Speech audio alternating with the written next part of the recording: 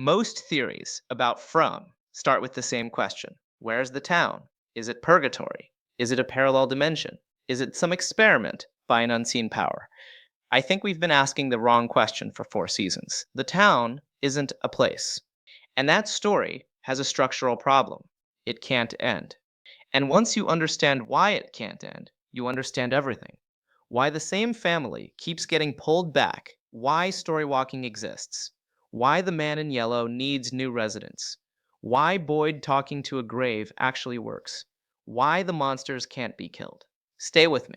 By the end of this video, you'll never watch a scene of From the same way again. This is going to be a single theory video, one idea, followed all the way down. Here's the claim, stated plainly. The town in From is not a location, it is a narrative engine, a machine that runs on stories the way an ordinary machine runs on fuel. It selects people whose stories are unfinished, traps them inside their own incompleteness, and refuses to release them until those stories find an ending. Most fans treat the town like a prison. Walls, gates, monsters, escape routes. That framing has never worked. 4 seasons in, no escape route has held, no exit has stayed open. Because you can't escape a story by running through it. You can only escape by finishing it. I'm going to walk you through 6 specific pieces of evidence for this. Then I'll show you what this means for the rest of season 4 and how I think the show actually ends. Let's get into it. Look at every person who has ended up in this town. Sarah Myers came in carrying an unfinished sentence. She'd just been rescued by her brother Nathan from an abusive relationship. Her story up to that moment was about being a victim who'd just become a survivor. Her arc had not yet decided whether she was going to heal or fall back. The town caught her in the exact middle of that question. Tabitha Matthews arrived with her marriage cracking, with grief over a dead child, with a husband she still loved but couldn't speak to honestly. Her story was paused on a chapter called Do We Stay Together or Do We Break? She came here mid-decision. Boyd Stevens lost his wife Abby to a slow disease. He never got to be the husband he wanted to be at the end. His story was stuck on the chapter called What Kind of Man Am I After the Worst Loss of My Life? He arrived in the middle of trying to answer that. Jade Herrera came in chasing a buried memory he couldn't access. His story was paused at What am I supposed to remember and why? Henry came chasing the ghost of his wife Miranda. Victor's whole life is one long, unfinished sentence about a mother who disappeared. Notice the pattern? The town isn't pulling random people off the highway. It's pulling people whose lives are stuck in the middle of a chapter. It hunts for the open question. It opens its doors to anyone who has not yet finished the sentence they're inside.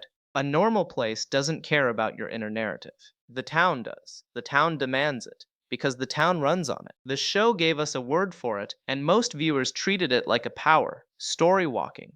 Tabitha can do it. Julie can do it now. Ethan named it. But pay attention to the rules.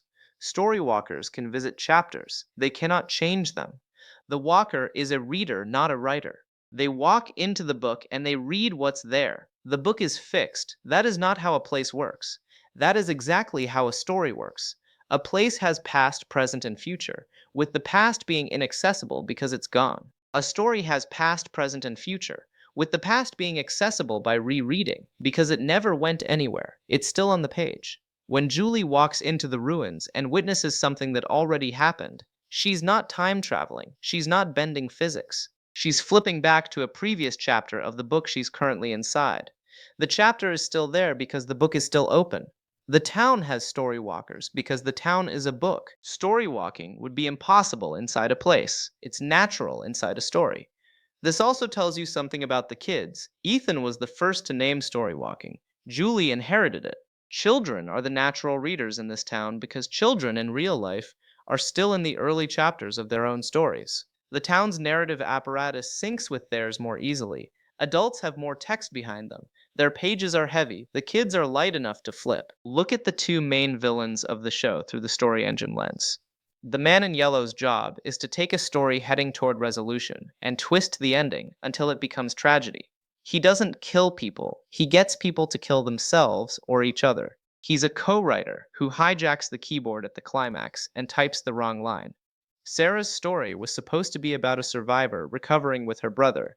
The man in yellow rewrote that into a story about a survivor who killed her brother. He didn't change the genre, he just corrupted the ending. Boyd's story was supposed to be about a sheriff who keeps his town safe. The Man in Yellow has been steadily rewriting that into a story about a sheriff who slowly compromises his integrity to keep order. Same story, different ending. The Boy in White's job is the opposite. He doesn't corrupt endings, he delays them. Every time Tabitha gets close to finishing her chapter, the Boy in White appears and gives her a slightly different next direction. He's not telling her wrong things on purpose to hurt her. He's keeping her chapter open because the moment her chapter closes, the system loses one of its most productive sources of story material. That's why his guidance keeps changing. A guide gives consistent directions. A delay system gives whatever direction will keep you walking. He's not lying to be cruel. He's lying because closure is what he's structurally opposed to. Together, these two are the engine's two pumps. The Man in Yellow corrupts the endings of stories that try to close themselves. The Boy in White delays the endings of stories that don't know how to close themselves. Between them, almost no story ever finishes properly, which is exactly what the town wants. Because closed stories leave the system, open stories stay. This is the piece that broke it open for me. Tabitha has had multiple lives in this town. She's been here before. She's been pulled back here over and over. Why? If the town were a normal prison, you'd escape and you'd stay escaped. If the town were purgatory, you'd resolve your sin and you'd ascend. If the town were a parallel dimension, leaving once would end the story. But Tabitha leaves and the town gets her back. In a story engine, this makes perfect sense. Tabitha is what writers call a recurring protagonist with an unresolved arc.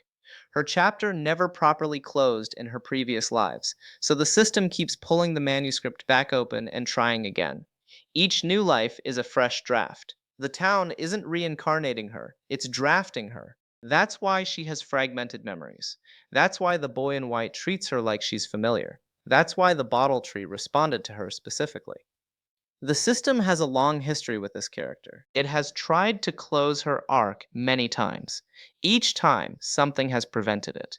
So the manuscript stays open. The same is probably true of others. Some residents are first draft characters who have only been here once. Some, like Tabitha, are revision after revision after revision. The Smiling Monsters are characters whose arcs got brutally botched in previous drafts and were never overwritten clean. They're scar tissue from old failed manuscripts. That's why they look almost human, almost themselves, but wrong. They are the residue of stories that should have ended differently. This also reframes the Ankui kids. The original sacrificed children weren't just murdered, they were narratively orphaned. Their stories were supposed to be long ones, and the parents cut those stories short for their own immortality. The town has been trying to compensate for that original narrative crime ever since. Hence the smiling shapes, hence the way they call to children. They are not predators. They are unfinished characters trying to find someone to complete them. Remember the end of episode 3, season 4. Boyd is at his wife's grave. He's been quiet, suffering, internal. Then he speaks. He narrates. He says out loud what he's becoming, what he's afraid of, what he hopes for. Within seconds, something physically grabs him.